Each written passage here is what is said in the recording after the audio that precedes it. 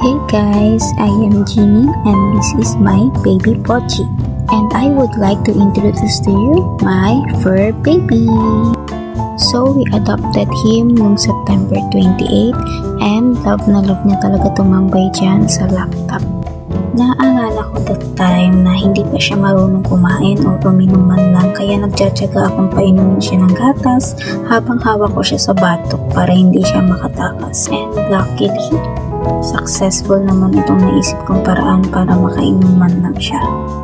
Habang tumatagal, unti-unti na siyang lumalakas at syempre, patagal na patagal, nagiging komportable na din si Pochi sa bahay at nagiging playful na siya.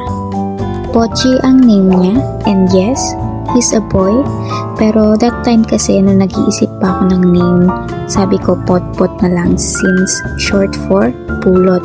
But then naisip ko na Pochi na lang para mas catchy, mas cute, and then syempre for me mas madali niyang matatandaan yun. Super kulit talaga niya and feeling ko gusto niyang sumali sa videos ko every time na nag-film ako ng mga products because of the food and treats. Kahit nga hindi treats ang video ko, lagi yan sumasali.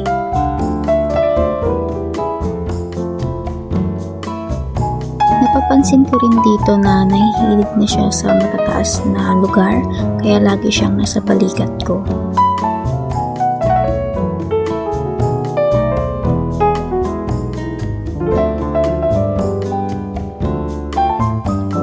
Nakikita ko talaga minsan yung mga actions na ginagawa niya and yung behavior niya na parang he's very thankful sa life niya.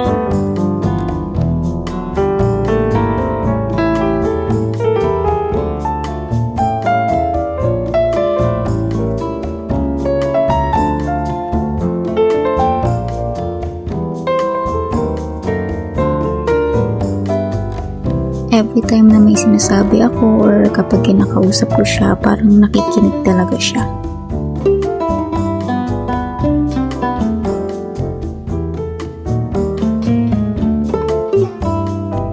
At ayun, aside from meats or fish, gusto rin niya talaga yung mga foods from Petmara and Dr. Shiba.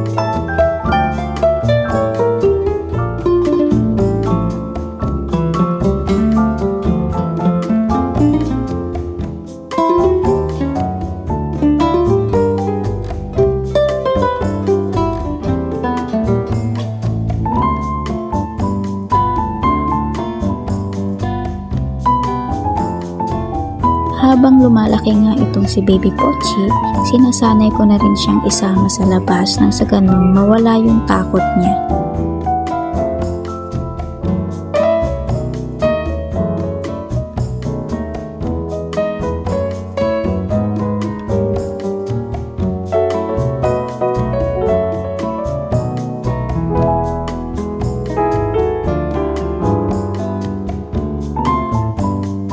And yes, this is our YouTube channel together with Baby Pochi. So mag-upload kami ng mga random vlogs with Baby Pochi. So abang-abang na lang.